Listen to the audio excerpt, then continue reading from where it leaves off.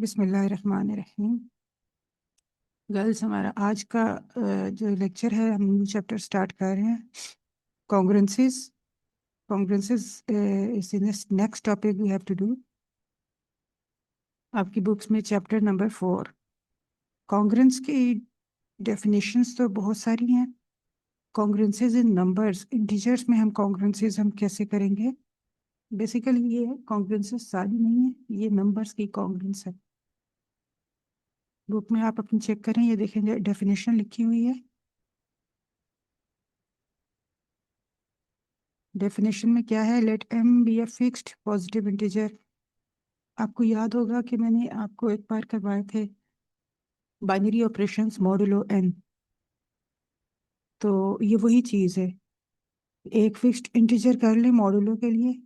Late M be a fixed positive integer, then an integer a is said to be congruent to integer b modulo m. Modulo m का मतलब क्या है? If m divides a minus b, m divides a minus b, ये इसकी definition है। हम लिखते कैसे हैं? A is congruent to b, आगे हम मॉड एम जरूर लिखते हैं, a is congruent to b mod m. ठीक है, तो इसकी एग्जांपल्स ये बुक में भी छोटी इसी कुछ चंद की एग्जांपल्स हैं। मैं आपको इसकी एग्जांपल यहाँ से देती हूँ, मैंने आपके लिए लिखी हैं। दो नंबर्स हैं ए और बी, इंटीजर्स हैं, उनको हम कॉन्ग्रुएंट कब कहेंगे? A is congruent to b mod m. Mod m का मतलब है एम, आपका एम भी कोई इंटीजर है, पॉजिटिव इंटीजर है, और कोई से भी दो इंटीजर्स ए बी को हम कॉन्ग्रुएंट उस वक्त कहेंगे मॉडुलो एम में जब M divides a minus B.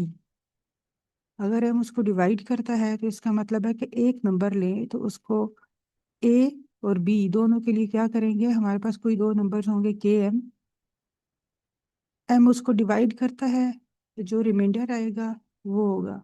असल में ये जैसे मॉडुलो एम में हम कहते थे कि दो नंबर्स कॉन्ग्रुएंट कब होंगे? जब उन दोनों का रिमाइंडर सेम होगा मॉडुलो एम में। तो यानी एम अगर उसको डिवाइड करता है तो कोई इंटीजर के होगा सच दैट के एम प्लस बी। ए और बी कॉन्ग्रुएंट है तो बी आपका रिमाइंडर है। आगे हम एग्जांपल करते हैं, एग्जांपल में आपको ये चीज़ें ज़्यादा अच्छी तरह से क्लियर हो जाएगी। ये एग्जांपल देखिए, इसमें क्या है? हमने ले लिया है एक एम पॉजिटिव इंटीजर 3, मॉडुलो 3 की बात कर रहे हैं हम। तो मॉडुलो 3 में वन तो आपका वन ही लिखा जाएगा, टू आपका टू होगा। याद होगा आपको, जो 3 होता है वो मॉडुलो एम में 0 बन जाता है, क्योंकि 3 को जब हम 3 से डिवाइड करें रिमाइंडर 0 आता है।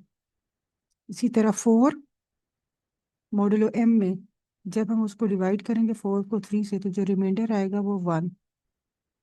5 को मॉडुलो 3 में अगर आप चेक करें तो इसमें से 3 माइनस कर दें, यानी कि 3 से डिवाइड किया तो 3 वन ज़ा 3 तो हो गया, रिमाइंडर हो गया 2। 6 को हम लिखते हैं 0, क्योंकि 6 जो है इसका रिमाइंडर कोई नहीं आएगा। इस तरह से आप चेक करें तो सारे इंटीजर, चाहे आप कितना बड़ा इंटीजर भी ले लें, मॉडुलो 3 में उसका आंसर क्या होगा? या 1 या 2 या फिर 0, 1 2 0 में से कोई। अब अगर आप ये देखें कि इसमें से कॉन्ग्रुएंट कौन कौन से हैं,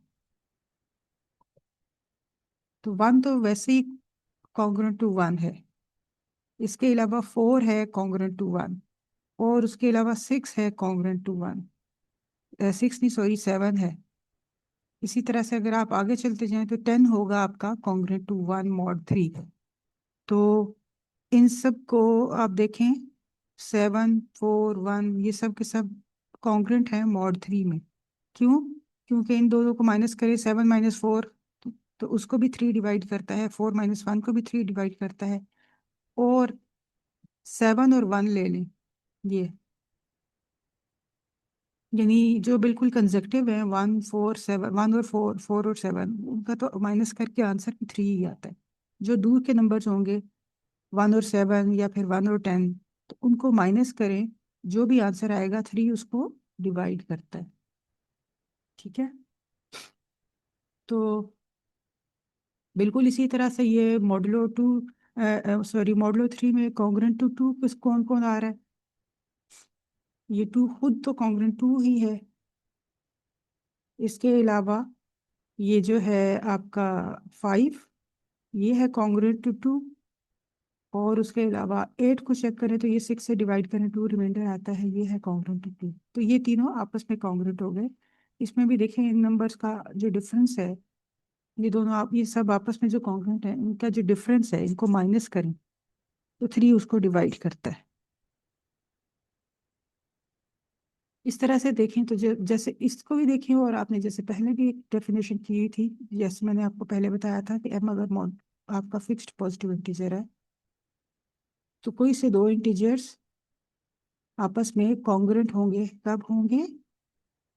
when and b both leave a and b both leave the same remainder when divided by m। दोनों को m से डिवाइड करें, रिमाइंडर अगर सेम आया तो हम कहते होते हैं a is congruent to b। ठीक है। अब अगर आप बुक में देखें तो इसी तरह बुक में भी एग्जांपल्स मौजूद हैं आपकी। नेक्स्ट आपका एक थ्योरम है कॉन्ग्रुएंस रिलेशन, ये है theorem 4.1। Congruence relation is an equivalence relation. बहुत आसानी से प्रूफ हो जाता है। इक्विवेलेंस रिलेशन के लिए हमें क्या प्रूफ करना होता है? रिफ्लेक्सिव, सिमेट्रिक और ट्रांजिटिव।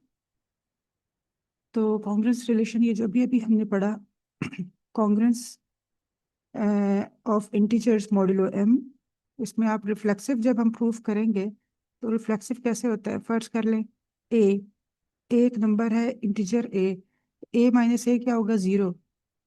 जीरो को तो एम डिवाइड करता है हमेशा, जीरो को हर इंटीजर डिवाइड करता है, तो एम डिवाइड्स जीरो, ये ए माइनस ए। इसका मतलब है ए कॉन्ग्रुएंट टू ए हो गया, हर नंबर अपना कॉन्ग्रुएंट हो गया। सिमेट्रिक के लिए आप सपोज कर लें कि a is congruent to B, ये ए कॉन्ग्रुएंट टू बी आप सपोज कर लें। अगर ए कॉन्ग्रुएंट टू बी है तो इसका मतलब है M divides a minus B. A minus B को एम डिवाइड कर रहा है तो बी माइनस ए को भी करेगा, क्योंकि इसमें सिर्फ माइनस साइन का फर्क है। एम डिवाइड्स बी माइनस ए, बी माइनस ए का मतलब है बी आपका कॉन्ग्रुएंट टू ए हो गया।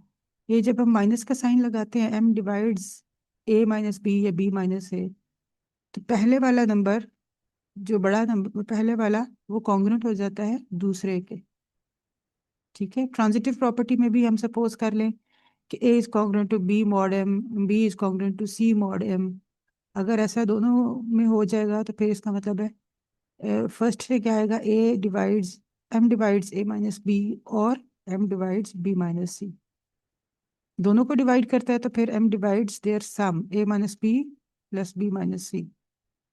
तो ये minus b plus b cancel, तो m divides a minus c, और m divides a minus c का मतलब है कि a is congruent to c mod m। इस तरह से ये आपका रिलेशन इक्विवेलेंस रिलेशन प्रूफ हो गया।